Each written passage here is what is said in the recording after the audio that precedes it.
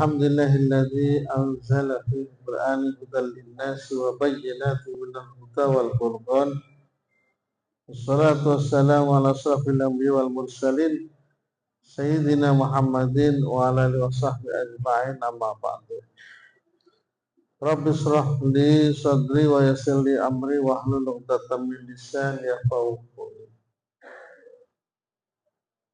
Faqala Allah Ta'ala fil Qur'anil 'azim, a'udzu billahi minasy syaithanir rajim. Bismillahirrahmanirrahim. Syahrul Ramadan alladzi unzila fihi al-Qur'an hudan lin-nasi wa bayyinatin minal huda wal furqan. Qala an-nabi sallallahu alaihi wasallam,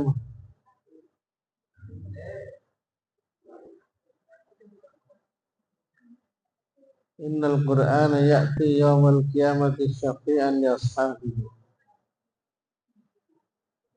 Yang saya hormati Bapak Wakil Ketua Pengadilan 3 Agama Banten, yang saya hormati para rekan-rekan hakim tinggi, saya hormati Bapak Panitra, Ibu Sekretaris,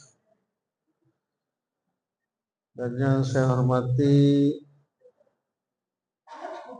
tamu kita dari keluarga besar Bank BSI yang sudah hadir, bahkan mensupport suksesi penyelenggaraan peringatan Nuzul Quran dan santunan anak yatim. Rekan-rekan keluarga besar Pengadilan Tinggi Agama Banten, baik yang dari sekretariatan maupun dari kepanitraan. Hadirin hadirat rahimakumullah. Syukur alhamdulillah pada sore hari ini menjelang buka puasa yang alhamdulillah masih lama.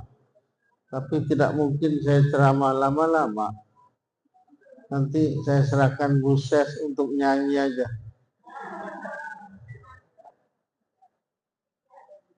Setengah jam nyanyi Bu Ses menjelang buka puasa.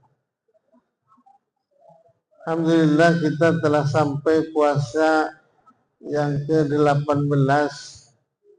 Kita berharap mudah-mudahan seluruh amalia ibadah puasa kita, tadarus kita, tarawih kita, dan seluruh aktivitas ibadah kita diterima Allah Subhanahu wa Ta'ala. Amin.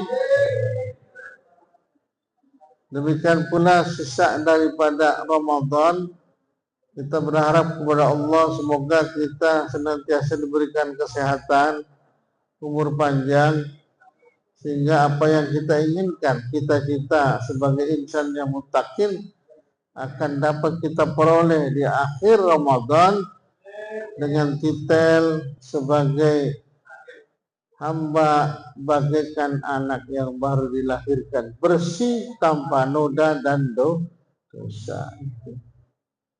Salawat dan salam semoga senantiasa tercurahkan kepada Nabi Muhammad sallallahu alaihi wasallam. Allahumma shalli ala sayyidina Muhammad. Semoga kita termasuk umat yang berhak mendapat syafaat nanti di yaumil qiyamah. Amin ya rabbal alamin. Berbicara tentang nuzulul Quran sudah disitir oleh Pak Wakil tadi. Saya pikir mau diteruskan ceramah oleh Pak Wakil sehingga saya nggak perlu ceramah. Rupanya berhenti. Mancing. Belum dapat ikannya baru mancing. Kita lihat dari mulai awal Ramadan sampai tanggal 18 Ramadan, itu kegiatan membaca Al-Quran cukup luar biasa, Pak Wakil.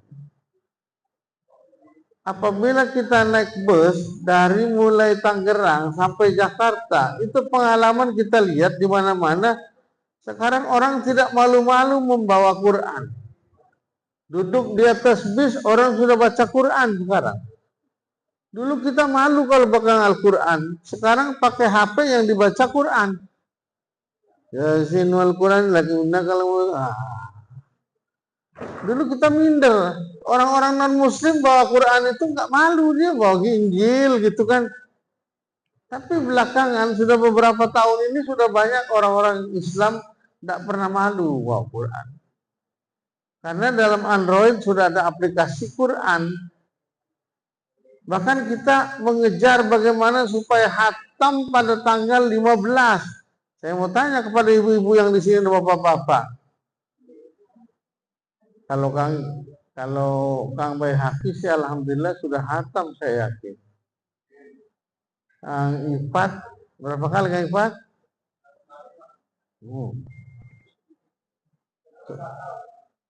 Kalau Pak Mansur omongnya doang. Omongannya gede. Juz 5, juz 10, juz advokat. Jangan mau kalah Pak Mansur. Minimal kita itu targetnya satu bulan tuh 2 kali. Contoh tuh Bu Fauzia. Malu kita kalau sama yang perempuan. Perempuan rajin-rajin baca Quran. Harus 3 kali. Ini sekali tidak, apalagi 2 kali. Kenapa? Karena mereka tahu bahwa jaminan orang yang hafal, apalagi sampai hatam Quran, innal Qur'ana ya'ti yaumal qiyamah syafi'an ya sabi. Sesungguhnya Al-Quran akan datang pada hari kiamat menjadi syafaat nanti bagi orang yang membaca Al-Quran. Kita ini kalau berharap dari amal kita belum tentu diterima. Sholat kita banyak lelagaan baik sholat. Apa mending nurdin sikut-sikutan baik sholat.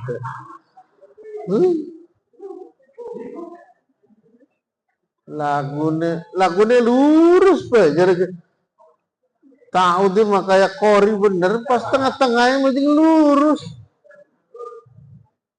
Awal mah kita ku seneng, wih mantu kita gitu. Bismillahirrahmanirrahim. Padahal Bismillahirrahmanirrahim bener, pas tengah-tengah aja lurus baik.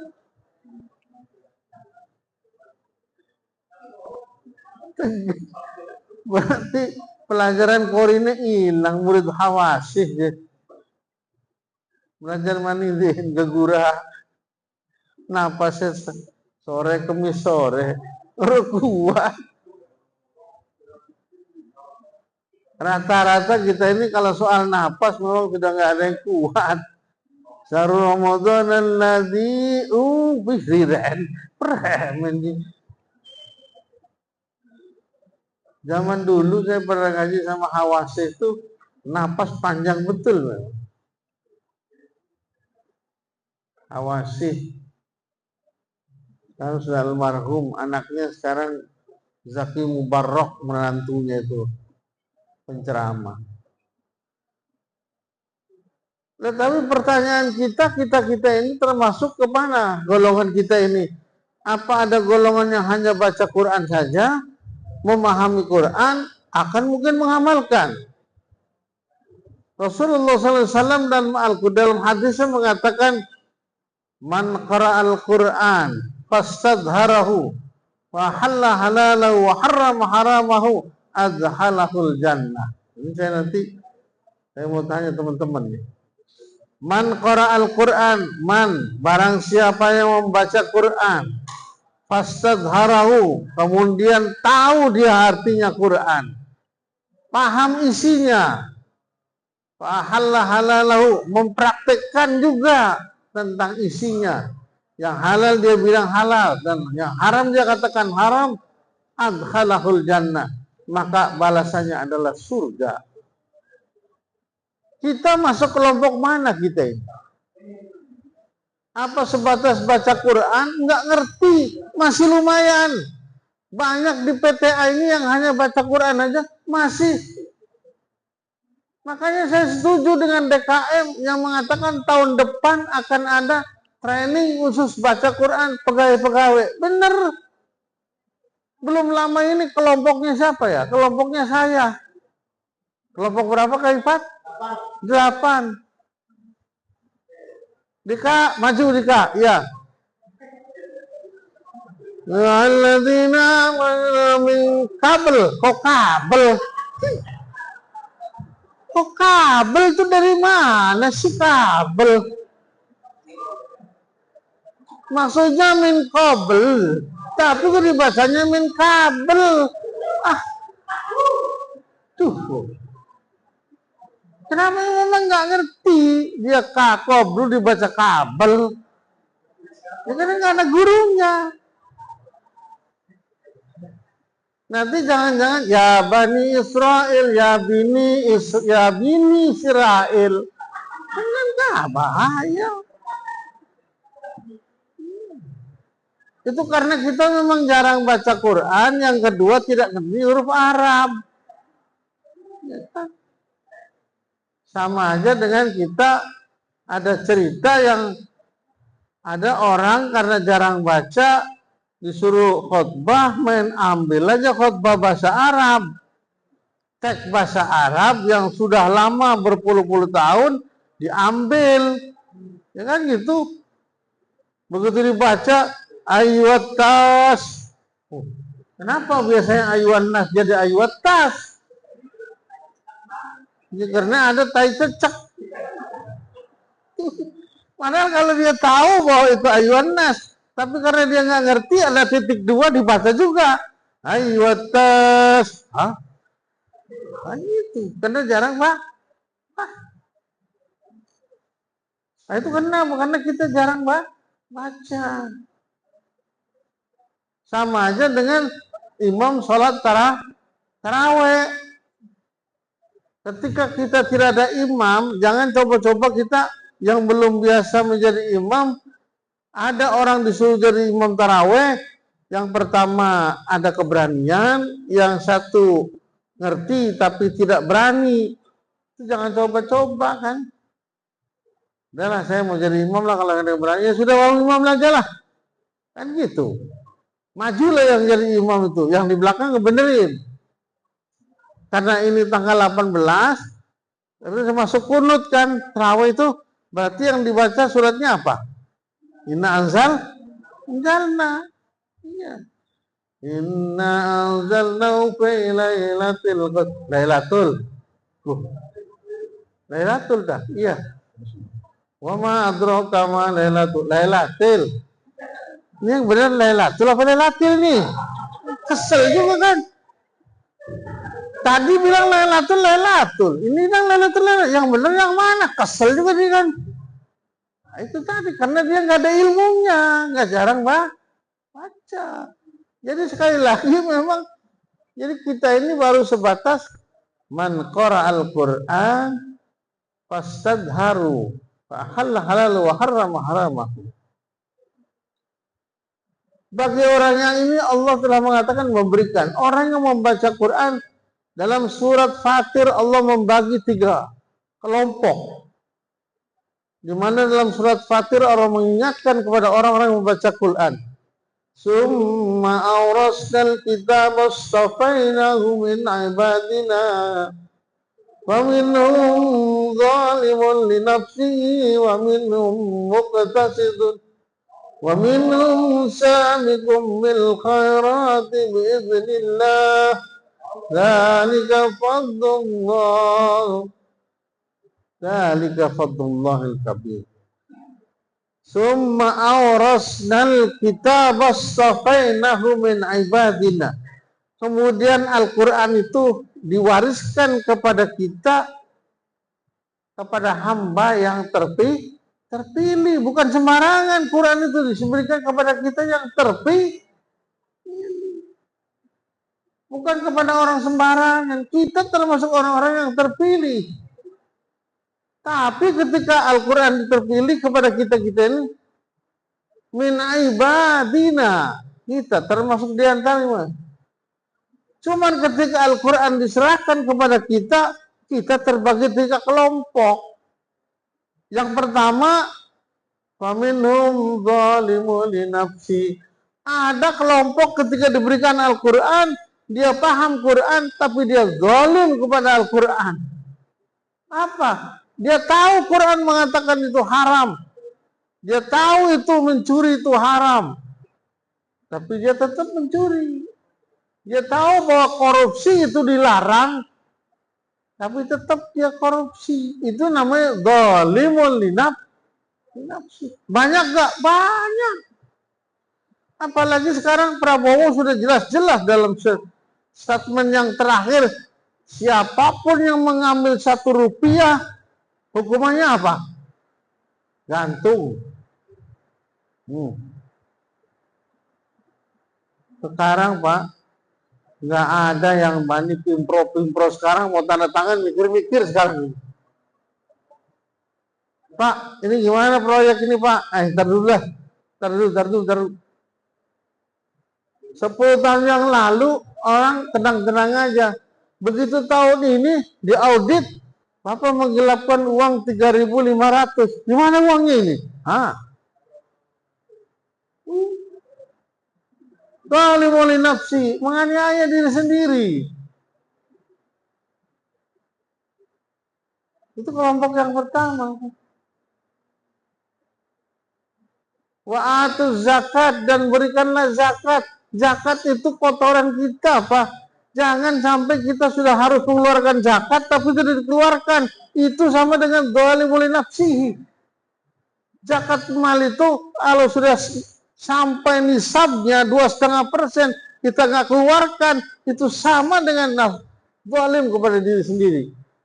Hitung Pak, gaji kita berapa? 50 juta. Kali berapa? Setahun. Tambah gaji 13. Setelah itu bagi 2,5%. Dapat 10 juta. Keluarin 10 juta. Kalau nggak dikeluarkan, itu sama dengan menganiaya diri sendiri, Pak. Itu sama dengan menganiaya diri sendiri. Rugi kita. Uang yang akan kita peroleh ini bukan uang yang kita bawa. Uang yang akan kita bawa mati adalah uang yang kita berikan untuk orang-orang fakir miskin dan untuk pembangunan masjid, musola. Itulah yang kita membantu untuk kita amal ibadah kita. Kan sudah ada dalam hadisnya itu. Idza matabnu Adam in qata'amu illa min salatin. Apabila anak Adam meninggal kecuali 3 yang bisa membantu. Sedekatin jariyah, sedekah. Beruntung bagi kita yang sering sedekah, Pak. Bagi yang tidak pernah sedekah, jangan harap, Pak. Sedekah nggak pernah. Apa maning lamuning masjid. Anak lewat kotak amal, meneng pura-pura orang telang. Anak telang paling menjakan 2.000 perak, 2.000 maning, 2.000. Sedekatin jariyah ini yang paling penting. Ilmu yuntafa'u bi, ngajar orang bisa, pondok orang duwe, dosen bukan. Terus apa yang mau diajar kita? Ilmu nggak ada, ngarang buku nggak bisa, ngarang kitab apa lagi? Apa yang mau dibanggakan kita? Nggak ada. Yang ketiga cuma 1 yang kita harapkan, pensiunan kita yang akan kita harapkan. Waladun soleh ya taulah. Kalau anaknya banyak 1 pun nggak ada yang soleh, waduh bahaya Bu. 3-tiganya ada. Sedekah kita rajin, ilmu sering ngajar, bikin buku iya kayak Imam Nawawi Tanara, pengarang kitab banyak kitabnya. Waktu itu kuburan juga enak, kitabnya dibaca, tafsir Munir dibaca di mana-mana pesantren. Amalnya banyak ngatur. Terus anaknya bayang jadi ulama. Itu yang diharapkan. Yang kedua, wa minhum muqtasidatun, dan kelompok kedua adalah orang yang tengah-tengah. Ibadah rajin, nyuri rajin. Ya, puasa rajin, mabuk rajin. Jadi ya, mabuk rajin. Iya. Wadon rajin. Wadon maning banget.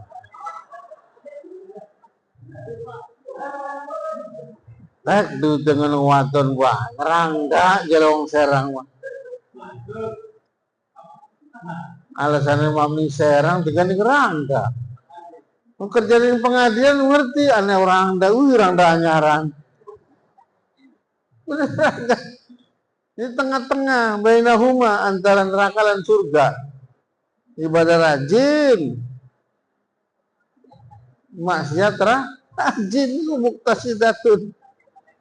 Nah yang ketiga apa? Yang ketiga itu faminhum sabiquna bil khairati bi'idz. Nah itu orang yang berlomba-lomba di jalan Allah, tapi dengan izin Allah. Bukan dengan, kalau nggak izin Allah belum tentu bisa, Pak. Banyak orang duitnya banyak berjuta-juta. Ada orang duitnya banyak sampai sekarang belum pernah berangkat haji. Ada nggak? Ada. Gajinya 50 juta, usahanya banyak, asal mau berangkat haji nggak mau. Kenapa? Sabiquna bil khairat, belum ada petunjuk dari Allah. Biiznil, ngapain sih pergi haji? Sudah capek lagi, jauh lagi. Mendingan buat beli kapal, belikan tanah. Nah itu. Tapi ada orang jualan sayur, tukang narik beca, ngumpulin setiap hari 10.000, 50.000. Berangkat haji kenapa? Biiznil, sabiquna bil khairati biiznil. Orang yang berlomba-lomba menuju kebaikan dengan izin Allah. Berugilah kita orang yang duitnya banyak sampai akhir hayat enggak sempet umroh, apalagi haji, Pak. Rugi kita. Mumpung kita, minimal kita yang belum sempet nih, daftar aja lah haji. Soal berangkat kapan itu urusan Allah lah. Kenapa? Karena kalau sudah nggak begitu, kapan lagi kita mau berangkat, Pak? Minimal sudah ada niat berangkat, walaupun sekarang nunggu sampai 15 tahun, kewajiban kita sudah gugur. Kalau gitu, sampai kapan kita mau berangkat? Bapak-bapak, ibu-ibu hadirin dan hadirat rahimakumullah. Nah yang kedua ini, pertama golongan yang membaca, yang kedua golongan yang memahami Al-Quran. Memahami Al-Quran tidaklah mudah, saya kira. Zaman sekarang ini orang yang memahami Al-Quran tidak banyak, sedikit. Orang ahli tafsir yang kita tahu cuma Quraisy Shihab, selebihnya tidak banyak. Tapi ada orang yang memahami Al-Quran tapi tergelincir juga. Contohnya kurang apa? Profesor Dr. Said Agil Munawar, hafal Quran 30 juz, hafal tafsir, tergelincir juga. Masuk penjara juga. Kenapa? Bukan karena dia tidak paham, karena pengaruhnya. Karena itu semua saya kira tidak cukup juga hanya membaca, memahami, tapi juga kita mempraktikkan dalam kehidupan sehari-hari. Hadirin hadirat rahimakumullah, saya kira udah setengah jam lebih. Enggak lah, janjinya kan setengah jam.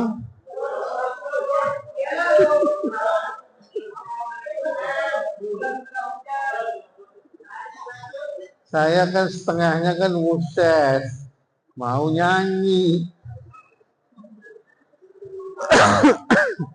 Jadi ya, muses nanti mau nyanyi setengah jam. Pertama, yang memberi syafaat pertama adalah Quran. Yang kedua, apakah puasa tidak memberi syafaat?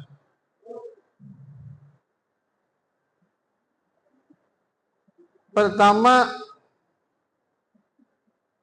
puasa itu juga sama dengan memberi syafaat. Kata dalam sebuah hadis, ayu Rabb, hai Tuhanku, mana'tuhu bin nahari, wahai Tuhanku, saya menahan dia di siang hari, bisyahwati wal akli was surbi, saya menahan dia untuk makan dan minum. Oleh karena itu, fayasfa'ani, ya Allah berikanlah syafaat untuk dia pada hari kiamat. Yang kedua, termasuk juga membaca Quran. Jadi dua tempat ini, jadi dua orang ini baik Quran maupun puasa nanti mengadu kepada Allah. Quran mengadu, puasa juga mengadu. Ayu Rabbi, mana'tuhu lailan. Saya menahan dia sampai malam untuk membaca Al-Quran. Oleh karena itu berilah dia syafaat. Maka di akhir ayat itu fayusfa'ani, maka dua-duanya diberi syafaat. Jadi sekali lagi tidak hanya syafaatul kubro, jadi termasuk Quran, puasa nanti akan memberikan syafaat kepada kita semua, termasuk syafaatul kubro dari Rasulullah SAW yang kita harapkan nanti di akhir hidup kita ini. Oleh itu berharap kepada kita semua, mudah-mudahan kita dengan amal ibadah kita, baik itu puasa, sholat, ibadah yang lainnya, itu adalah amal mahdoh, tapi kita juga berharap syafaat dari Rasulullah SAW, termasuk syafaat baik melalui puasa maupun membaca Al-Quran tadi. Saya kira karena juga saya kurang begitu fit, ini pun karena dipaksa oleh suami saya berharap mohon maaf yang sebesar-besarnya kepada semua jamaah. Lain waktu nanti bisa dilampung kembali. Kurang lebih mohon maaf. Allahumma fiqh ila qawtarik. Assalamualaikum warahmatullahi wabarakatuh.